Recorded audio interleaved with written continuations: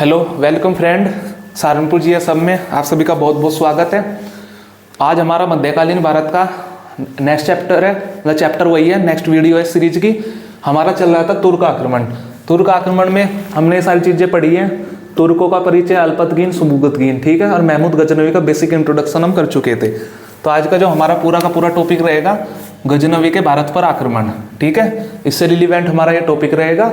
तो हम इसको बिना टाइम वेस्ट किए आते हैं हम अपने टॉपिक पे, ठीक है। इसमें मैंने एक छोटी सी बात बताई थी पिछली वीडियो अगर आपने देखी है कि गजनवी ने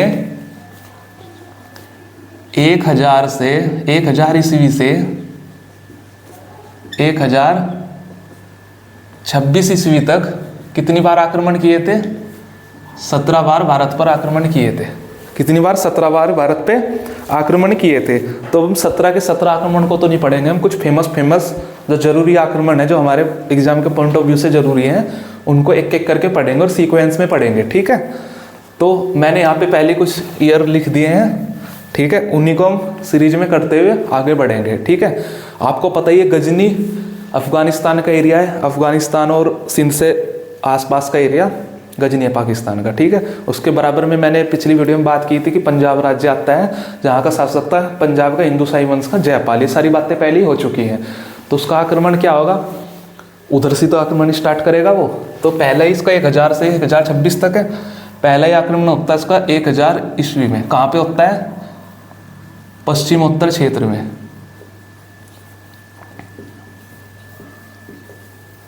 पश्चिमोत्तर क्षेत्र में। पश्चिमोत्तर क्षेत्र का मतलब जो पंजाब के, पीबी का मतलब पंजाब है, यहाँ पे पंजाब के सीमावर्ती इलाके थे, सीमावर्ती दुर्ग थे, जो दुर्ग, उन पर होता है इसका आक्रमण, उन्हें जीतता है, ठीक है। क्लियर इतना? पहले तो बॉर्डर के एरिया जीतेगा ना, फिर आगे बढ़ेगा। उनको जीतते ही आगे बढ़ता है 1001 में। 1001 ईस्वी में ये वही पंजाब के हिंदू शाही राजा कौन थे, जिसको, जो पहले इनके पिता ने हराया था ना, सुबुगतगीन ने, जिनको जयपाल को, ठीक है, उन्हीं को ही हराते हैं। किनको? पंजाब के हिंदू शाही राजा जयपाल के अगेंस्ट था ये, ठीक है। जयपाल के विरोध ये हमला होता है, जिसमें जयपाल, देखो किस किस के अगेंस्ट है? गजनवी वर्सेज जयपाल। इसमें क्या होता है? जयपाल फिर से हार जाता है, गजनवी जीत जाता है।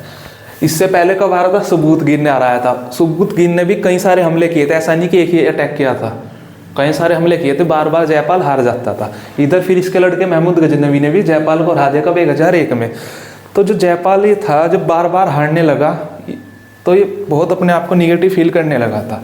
पर क्या होता है कि जब गजनवी ने इनको हरा दिया ना, गजनवी इनको हरा करके इनसे पैसे लेता है, मारता नहीं है इनको, इनसे पैसे लेता है और इनका राज्य नहीं छोड़ के फिर से वापस चला जाता है, ठीक है। और फिर से वापस चला जाता है। एक चीज़ और ये हुई थी कहाँ पे? ये वहीं पे पेशावर में ये लड़ाई हुई थी। पेशावर राजधानी थी, हिंदू भांडपुर मैंने बताया था, आज का नाम पेशावर, यहाँ पे ये लड़ाई हुई थी। तो इससे कहता है कि भाई मुझे पैसे वैसे दो, मैंने तुम्हें हरा दिया। फिर पैसे लेके फिर अपने वापस गजनी चला जाता है, ठीक है। तो पैसे तो दे दिए जयपाल ने, बट जयपाल पहले भी इनके पिता से भी बहुत बार हार चुका था, इससे भी हार गया। तो ना अपने आप को ना बहुत अपमानित फील कर रहा था। राजा लोगों में होता था ना कि अरे भाई मैं तो इससे हार गया, तो मुझे मार दे, ठीक है, मुझको ऐसे जिंदा ना छोड़े। तो इसको लगने लगा यार मैं बार बार हार रहा हूँ, मैं कैसा राजा हूँ। तो ये क्या करता है जयपाल, अपने पुत्र, इनका एक बेटा था आनंदपाल,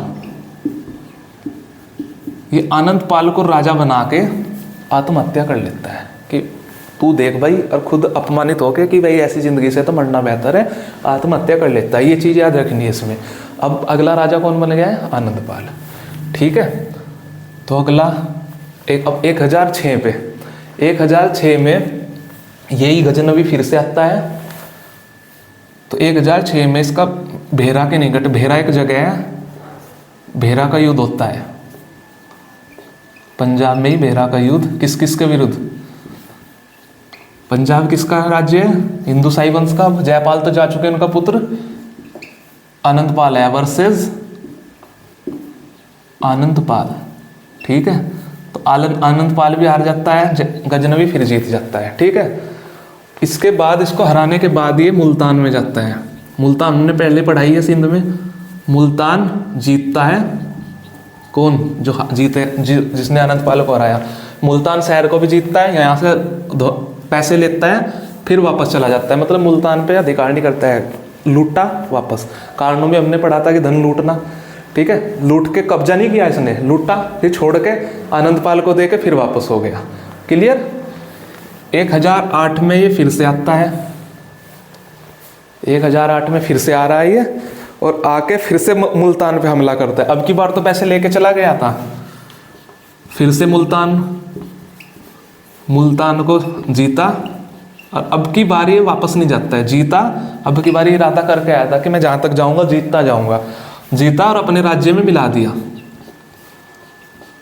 अब इसने राज्य का विस्तार करना शुरू कर दिया, राज्य में मिला दिया, ठीक है। क्लियर यहाँ तक। फिर अगले ही साल 1009 में इसका युद्ध होता है फिर से, किसके साथ, आनंदपाल के साथ। कहाँ पे होता है ये, वही उद्भांडपुर या पेशावर, पेशावर ही लिख देता हूँ मैं। पेशावर में फिर से युद्ध होता है इनका, राजधानी के पास। किसके विरुद्ध,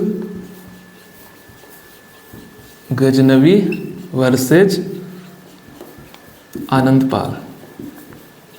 फिर से आनंदपाल हार जाता है, वही कहानी, गजनवी फिर जीत जाता है। ये जीतने के बाद पूरा पंजाब इसके अंडर में आ जाता है। पूरा पंजाब किसके अंडर में आ जाता है, गजनवी के। यहाँ पे पंजाब कैप्चर हो चुका है। इसके बाद फिर अब ये आगे बढ़ेगा, ठीक है। सेम कहानी।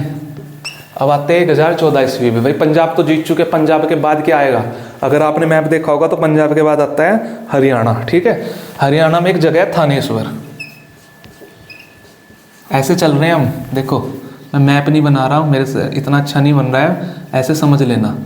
पंजाब के बराबर में क्या है, हरियाणा। ऐसे हम अगर पश्चिम से पूरब की तरफ चले तो हरियाणा आएगा ना। तो हरियाणा में एक जगह है थानेश्वर, नहीं पता तो थानेश्वर कुरुक्षेत्र के पास है, बिल्कुल मतलब मिले हुए हैं आपस में, बिल्कुल कुरुक्षेत्र, ठीक है। कुरुक्षेत्र पे हमला होता है गजनवी का। तो यहाँ पे ये जो कुरुक्षेत्र का एरिया था दिल्ली के पास है, दिल्ली का राजा था, उसी के एरिया में आता था, उसी की स्टेट के अंडर में आता था उस टाइम, ठीक है। तो दिल्ली का राजा क्या करता है, आसपास के और राजाओं को इकट्ठा करता है कि भाई एक राजा आ रहा है बहुत उधर से, गजनी के एरिया से, उसने पंजाब भी जीत लिया है और अब हम पे हमला कर रहा है, हमें एक साथ मिलकर उसका विरोध करना चाहिए, ठीक है। तो ये सारे राजा मिलकर इसका विरोध करते हैं गजनवी का। तो ये युद्ध होता है गजनवी वर्सेज दिल्ली व आसपास के राजाओं का ग्रुप मिलकर लड़ता है कि भाई आज तो मुझे, अगर आप एक साथ नहीं लड़ोगे, एक यहाँ पे थोड़ा सा उदाहरण मिलता है कि साथ लड़ने का इनका, ठीक है, लड़ लो, नहीं तो भैया ये तुम्हारे भी एरिया पे हमला कर देगा। पर ये क्या होता है, ये सारे भी हार जाते हैं, गजनवी फिर से जीत जाते हैं। तब दिल्ली के एरिया तक पे इसका कंट्रोल बन गया। इसके बाद अभी आगे बढ़ता जा रहा है, अपने एरिया में मिलाता जा रहा है। 1018 में इसका हमला होता है कन्नौज पे। कन्नौज यूपी का एरिया है, ठीक है। दिल्ली जीत गए, अब यूपी की तरफ बढ़ रहे हैं। अब एक चीज़ और याद रखना, उस टाइम कन्नौज का जो एरिया था ना, कन्नौज तो पास में ही पड़ता है, पर कन्नौज तो इनकी एक कैपिटल हो जाती थी। कन्नौज की जो सीमाएं वाराणसी तक फैली हुई थी, मतलब पूरे पूर्वी उत्तर प्रदेश तक।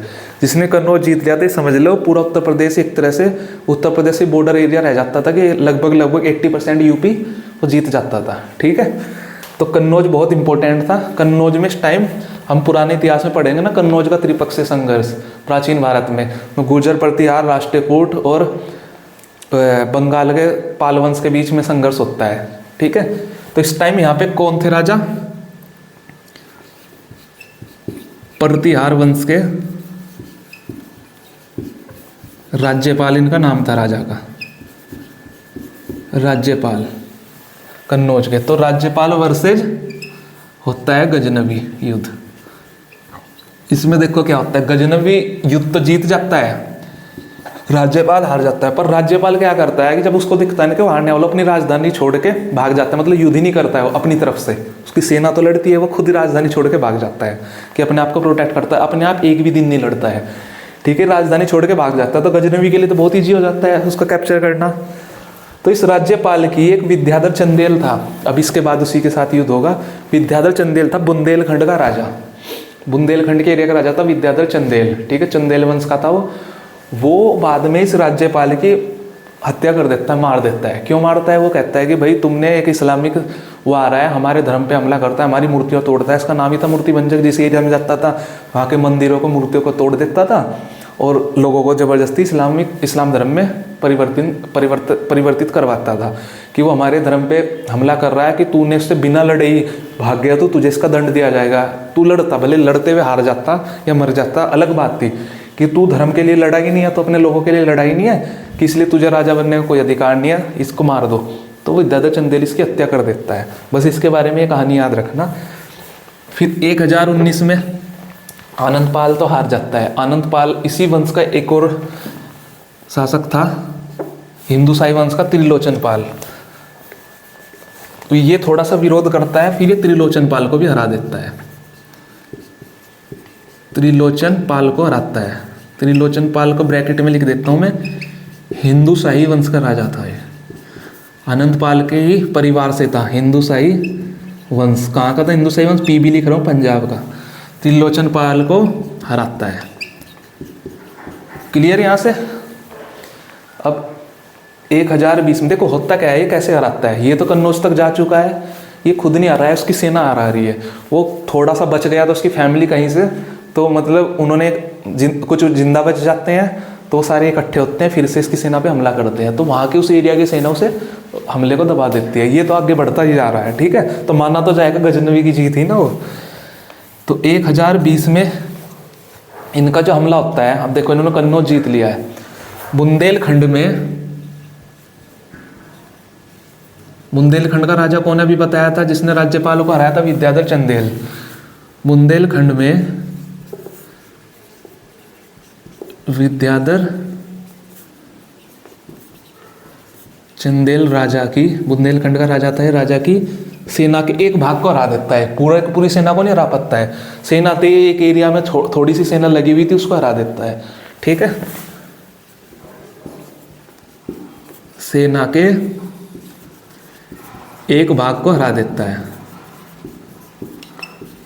भाई मान लो उसके पास 1 लाख सेना, वो 1 लाख सेना को एक जगह थोड़े ही ना रखेगा, थोड़ी थोड़ी करके रखता है, तो एक पार्ट को हरा देता है, ठीक है। तो यहाँ पे ये होता है 1020 तक का। इसके बाद हम आगे स्टार्ट करते हैं। तो गाइज 1020 तक हमने देख लिया था। तो 1021 में गजनवी बुंदेलखंड के एक सेना के भाग को हरा दिया। तो 1021 में बुंदेलखंड के पास ही पड़ता है ग्वालियर मध्य प्रदेश में है, ठीक है। ग्वालियर के राजा कीर्तिराज को हराता है और कीर्तिराज को संधि करने के लिए विवश कर देता है। भाई हरा के कीर्तिराज से उसका सारा राज्य नहीं लेता है, कीर्तिराज से संधि कर लेता है। इसी टाइम में अभी बुंदेलखंड के राजा थे विद्याधर चंदेल की एक पार्ट को हरा दे, तो विद्याधर चंदेल भी पूरी शक्ति से इस पर हमला करता है। तो इस संधि के बाद ही फिर गजनवी वर्सेज, इससे तो संधि हो गई, गजनवी वर्सेज अभी बुंदेलखंड का एरिया रह रहा था जीतना, विद्याधर चंदेल की लड़ाई होती है। विद्याधर चंदेल कहाँ का राजा है? बुंदेलखंड का। 1021 में हो रही है चीजें, तो लड़ाई होती है। इसमें गजनवी हार जाता है, विद्याधर चंदेल जीत जाता है। विद्याधर चंदेल अच्छा खासा स्ट्रोंग था। तो गजनवी हारने के बाद विद्याधर चंदेल को 15 किले उपहार में देता है, गिफ्ट देता है कि भाई मैं हार गया हूँ, आप मेरे से, मैंने जो जीते हुए 15 किले हैं आप ले लो और हम अपना टाई कर लेते हैं, ठीक है, मैं वो आगे नहीं जा रहा हूँ। तो 15 किले उपहार विद्याधर चंदेल को मिलते हैं। तो विद्याधर चंदेल अंतिम हिंदू राजा था जिसने गजनवी का सफलतापूर्वक सामना किया था, क्योंकि बाकी सारे तो हारते जा रहे थे। ये अंतिम हिंदू राजा था, अंतिम हिंदू राजा, या पहला भी कह सकते हो आप, अंतिम हिंदू राजा। पहला भी यही था, अंतिम भी यही था, जिसने आराम से सफलतापूर्वक सामना किया था। यहाँ तक क्लियर हो गई। फिर सबसे मोस्ट इम्पोर्टेंट इसका हमला होता है 1025 से 26 पे, जो नंबर में होता है 16वां। क्लियर? 16वां याद रखना। ये होता है सोमनाथ मंदिर पे। बहुत फेमस हमला है, आपने सुना भी होगा, सोमनाथ मंदिर की लूट की थी गजनवी ने। सोमनाथ मंदिर, सोमनाथ मंदिर कहाँ पे है? आज के टाइम में जे लिख रहा हूँ, गुजरात में है। गुजरात में काठियावाड़ क्षेत्र में है। काठियावाड़ समुद्र के किनारे पे है ये। उस एरिया का नाम है काठियावाड़ क्षेत्र में, यहाँ पे है। उस समय यहाँ का राजा था चालुक्य वंश का भीम फर्स्ट। चालुक्य वंश का भीम फर्स्ट। भीम फर्स्ट इसलिए क्योंकि इसके बाद जब मोहम्मद गौरी आएगा ना, यहाँ का राजा होता है भीम। देखो इतिहास में क्या होता है, अगर एक ही नाम के दो राजा आ जाए ना, जो एक ही मान लो एक ही राज्य के दो राजा हैं, जो पहले आया उसके बीच में 10-12 राजा आ गए या 3-4 आ गए, उसके बाद फिर उसी नाम का राजा आ गया, पीढ़ी दर पीढ़ी बदलते रहते, तो पहले वाले को फर्स्ट बोल देते हैं, जो उसके बाद है उसको सेकंड। तो इसलिए फर्स्ट बोल दिया गया, जिससे कन्फ्यूजन ना रहे कि कौन सा राजा था ये। फर्स्ट वो गौरी के टाइम वाला आया गजनवी के, जैसे यहाँ पे ले ले, तो ये फर्स्ट था। गौरी के समय में भीम 2 आएगा, वो जो नाम दोनों के भीम है, इसको फर्स्ट इसलिए पहले था, वो सेकंड, वो उसको मोहम्मद गौरी को हरा देता है। तो भीम फर्स्ट था चालुक्य वंश का। ये भी अपनी राजधानी छोड़ के भाग जाता है, डर के मारे राजधानी छोड़ के भाग जाता है। इस समय गुजरात की राजधानी क्या थी ये याद रखना जरूरी है। जैसे पंजाब की राजधानी वहीं भांडपुर थी, गुजरात की राजधानी थी इस समय अनहिलवाड़। अनहिलवाड़ एक बहुत ही फेमस नगर है, पाटन है शायद उसका नाम, मेरे को याद नहीं आ रहा, मैं चेक करके बताऊंगा अपनी अगली वीडियो में। वैसे मेरे हिसाब से पाटन ही है, पाटन का ही पुराना नाम। अभी पाटन मान लो, मेरे को कन्फ्यूजन है इसमें अभी, आई एम नॉट श्योर, अनिलवाड़ी था शायद, मैं भी वो पता करके कंफर्म करके बताऊंगा आपको। तो राजधानी थी अनिलवाड़ी, राजधानी छोड़ के भाग जाता है। तो जहाँ पे सोमनाथ मंदिर है, सोमनाथ मंदिर को ये लूटने के लिए आता है, ये तो भाग गया है, ठीक है। सोमनाथ मंदिर के जो लोकल लोग हैं ना उस शहर के, जहाँ पे सोमनाथ मंदिर है, उस शहर के लोकल लोग गजनवी को खूब वो लड़ते हैं, खूब लड़ते हैं गजनवी के साथ। मंदिर के पुजारी, ब्राह्मण और नॉर्मल जो लोग भी हैं, भाई हमारे मंदिर पे हमला करने आ रहा है। उस टाइम सोमनाथ मंदिर बहुत भव्य मंदिर था, उसके अंदर बहुत सोना चांदी दान में आया हुआ था, खूब संपत्ति थी, इसलिए इस पर हमला करता है ये लूटने के लिए। तो वहाँ के लोग, और इसके बीच भीषण युद्ध होता है, जिसमें कहा जाता है लगभग 50,000 लोग मारे गए थे, 50,000 लोगों की मौत हुई थी। मतलब लोगों ने भी बढ़ चढ़ के हिस्सा लिया था, आम आदमियों ने भी। क्यों? क्योंकि मंदिर पे हमला हो रहा था, मंदिर में कुछ संपत्ति, मंदिर से एक थोड़ा सा, या किसी भी धर्म को कोई भी पवित्र स्थान, तो उससे थोड़ा सा एक आस्था का वो जुड़ जाता है ना, एक इमोशनल रिश्ता बना होता है। तो 50,000 लोग मारे गए थे। इसने गजनवी ने सोमनाथ मंदिर को लूटा, उसकी सारी संपत्ति को उठाया। कहा जाता है कि बहुत, मतलब आज के टाइम में देखे तो अरबों खरबों का सोना था वो, जिसको वो लेके सिंध के रास्ते अपना गजनवी में गजनी लेके चला जाता है, ठीक है। और यहाँ की मूर्तियों को तोड़ा जाता है। कहा जाता है कि जो सोमनाथ मंदिर का जो शिवलिंग है ना, सपोज ये ऐसे शिवलिंग क्या करती है, ये जो मूल रूप में शिवलिंग था, मान लो जैसे धरती है, ठीक है, ये शिवलिंग धरती से टच नहीं करता था। कुछ ऐसी मैग्नेटिक पावर थी यहाँ पे, सपोज मैग्नेट लगा रखी होगी या कुछ भी, ये नहीं पता मैं अभी क्या था, कि उसके अट्रैक्शन फोर्स से नीचे नहीं रहता था, हवा में झूलता रहता था, ठीक है।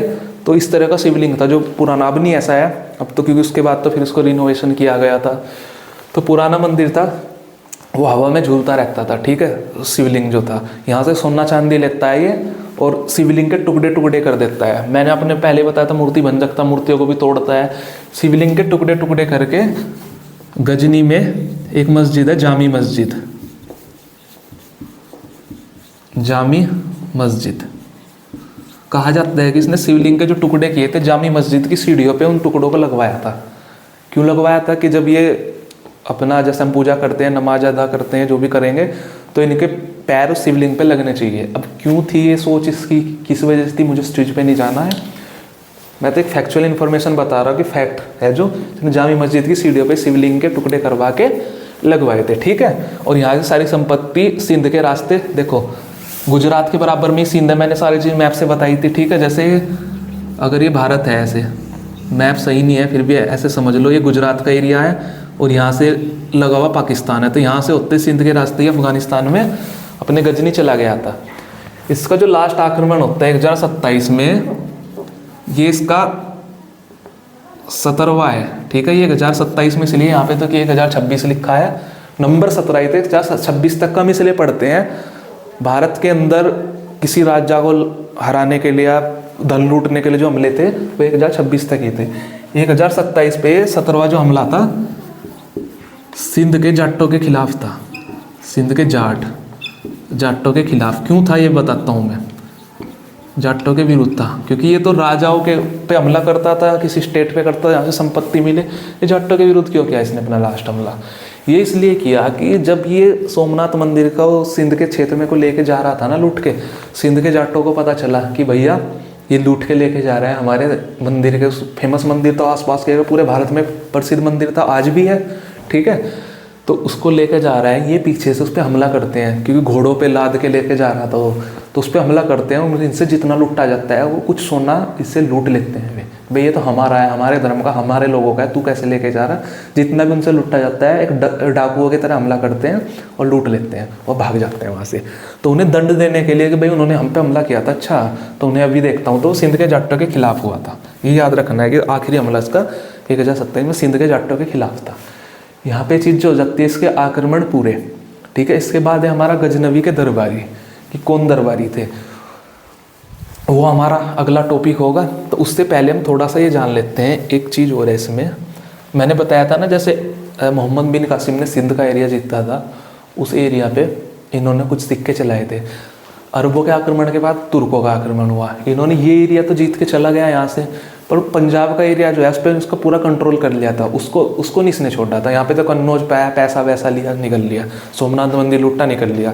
पर पंजाब का जैसे उन्होंने सिंध का एरिया कंट्रोल कर लिया था, इसने थोड़ा सा आगे बढ़ते पंजाब का एरिया अपने अंडर में कैप्चर कर लिया। तो उस एरिया को पश्चिमोत्तर क्षेत्र बोलते हैं, सिंध का भी और पंजाब का। पश्चिमोत्तर मतलब पश्चिम और उत्तर, उत्तर पश्चिम का एरिया पश्चिमोत्तर। उस एरिया में इसने कुछ सिक्के चलाए थे, जैसे उसने चलाए थे मोहम्मद बिन कासिम ने। तो थोड़ा सा उसके सिक्कों के बारे में देख लेते हैं, क्योंकि सिक्कों से डायरेक्ट क्वेश्चन आते हैं। क्वेश्चन का पैटर्न क्या हो सकता है, जैसे मैं सिंध से बताऊं, क्वेश्चन डायरेक्ट आ सकता है कि मोहम्मद बिन कासिम ने सिंध के एरिया में सिक्के चलाए थे, उसका नाम क्या था? पहला क्वेश्चन, नाम क्या था। दूसरा क्वेश्चन, वो किस धातु का बना था, किस मेटल का बना था, नाम क्या था उसका? दिरहम बताया था मैंने। किसका बना हुआ था वो? तांबे का बना हुआ था। 2 क्वेश्चन डायरेक्ट हो गए। आते हैं क्वेश्चन, आप प्रीवियस ईयर उठाओगे पता चल जाएगा आपको। तो कुछ इसके देख लेते हैं। भारत के पश्चिमोत्तर क्षेत्र में गजनवी, पूरा नाम इसका मोहम्मद गजनवी हो चुका है, हम शॉर्ट में पढ़ते हैं गजनवी द्वारा चलाए गए सिक्के। इसमें डायरेक्ट क्वेश्चन आ सकता है ऐसे कि महमूद गजनवी ने भारत में या पश्चिमोत्तर एरिया में जो सिक्के चलाए थे वो कैसे थे, क्या उनकी खासियत थी, ठीक है। पहली बात तो ये, उन सिक्कों पे क्या होता था, इसके सिक्कों पे, सही लिखता हूँ, अरबी और शारदा लिपि लिखी होती थी। एक अरबी लिपि होती है, एक शारदा, जैसे हिंदी की देवनागरी लिपि है ना, ठीक है। तो अरबी व शारदा लिपि लिखी हुई मिली है, शारदा लिपि मिली है, पहली बात। दूसरा, कुछ जो सिक्के थे उन पे संस्कृत में भी लेख लिखे मिले हैं, ठीक है।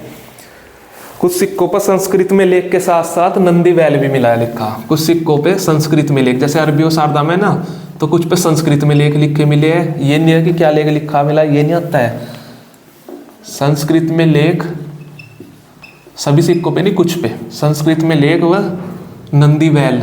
बैल तो आप जानते ही हो, नंदी हमारे शिव जी का बैल का नाम है नंदी, और नंदी बैल की भी आकृति मिली है, नंदी बैल। जैसे ये सिक्का है, अब तो तुमने देखेंगे ना 2 रुपये का सिक्का, उस पर पीछे भारत का नक्शा बना हुआ होता है, इस तरह से वो लिखा था ना 2 रुपये ऐसे करके, नंदी बैल की आकृति थी, कुछ पे संस्कृत में लिखा होता था, ठीक है।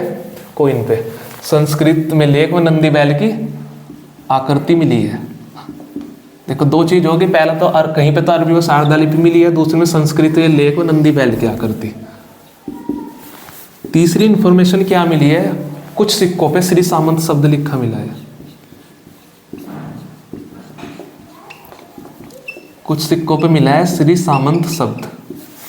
तो ये 3 चीजें याद रखनी है आपको, कि जो इसने पश्चिमोत्तर क्षेत्र में चलाए थे उन पे श्री सामंत शब्द लिखा मिला है, ठीक है।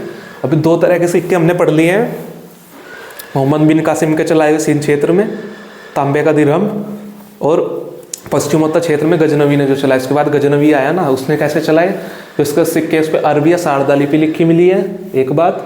दूसरी, कुछ सिक्कों पर संस्कृत में लेख के साथ नंदी वैली की आकृति मिली है, 2 बात।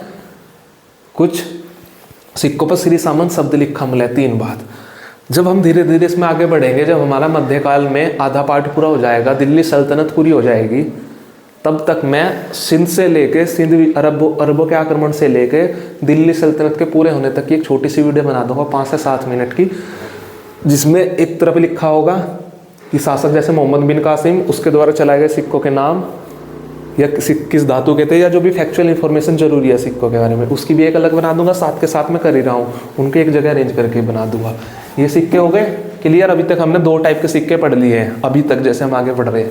इसके बाद हमारा अगला टॉपिक आता है गजनवी के दरबारी। एक छोटा सा इंट्रोडक्शन दे देता हूँ, बाकी इससे अगली वीडियो में हमारा कंप्लीट होगा ये गजनवी के दरबारी और गजनवी आक्रमण का भारत पे क्या प्रभाव पड़ा। यहाँ से हमारा एक पार्ट कंप्लीट हो जाएगा तुर्क आक्रमण का, फिर हमारा दूसरा पार्ट चलेगा मोहम्मद गोरी का। तो मुझे लगता है यहाँ तक का तो हमारा ये एक वीडियो में हो गया है पूरा। गजनवी के भारत पर आक्रमण ये दूसरी वीडियो में हो गया है हमारा, और सिक्के भी इसी में हो गए। तो गजनवी के दरबारी में गजनवी का आक्रमण हमारी तीसरी वीडियो में कंप्लीट हो जाएगा। तो एक पार्ट 3 वीडियो में।